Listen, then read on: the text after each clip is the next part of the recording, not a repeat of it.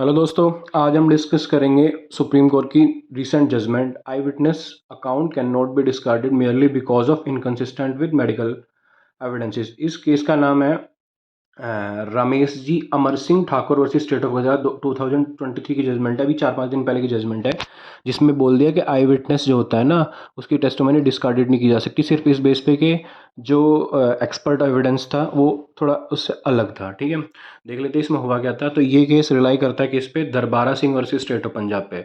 अब Darbara Singh versus state of Punjab 2012 का case है। इसमें बोल दिया था given greater importance to ocular evidence over the opinion of the medical expert. तो ये एक केस था जिसमें एक ऑक्यूलर एविडेंस वैसे एविडेंस होते हैं जो सपोज करो मैं कोर्ट में जाके कोई एविडेंस देता हूँ, तो मैंने जो एविडेंस जो जो घटना होते हुए खुद देखी है ना, तो उसके बारे में ही मैं एविडेंस दूंगा कोर्ट में जाके, या अपना बयान दूंगा। उसी को बोल देते हैं ऑक्यूलर एविडेंस, जो मैंने खुद देखे हैं।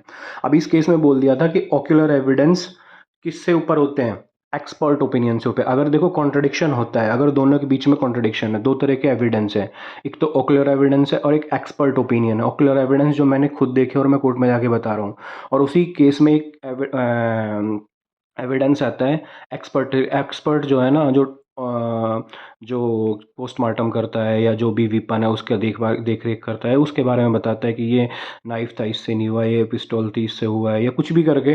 तो एक्सपर्ट और अगर आई विटनेस, इन दोनों की टेस्टमनी के बीच में कॉन्ट्रडिक्शन है, तो उस कंडीशन में जो आई विटनेस की टेस्टमनी है हम उस पर रिलाई करके कन्विक्शन कर सकते हैं। ये इस केस में बोला था। और ये देख लो, हमने देखा हुआ है ऑक्यूलर एविडेंस की बात करें तो क्या होता है, डन और perceived by the eyes based on the what has been seen of the of or relating to the eyes।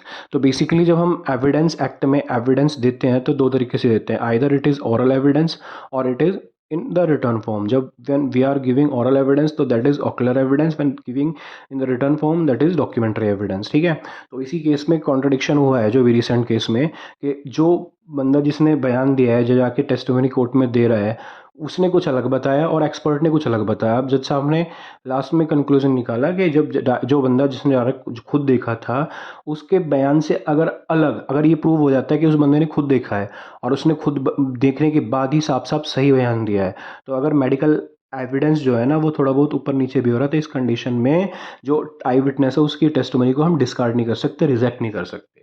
अब आई विटनेस क्या होता है, ऑरल एविडेंस की बात करें तो क्या होता है, section 60 of the Indian evidence prescribed the provision of recording of oral evidence all those statement which the court permit और accept the witness to make in his presence regarding the truth of the fact are called oral evidence.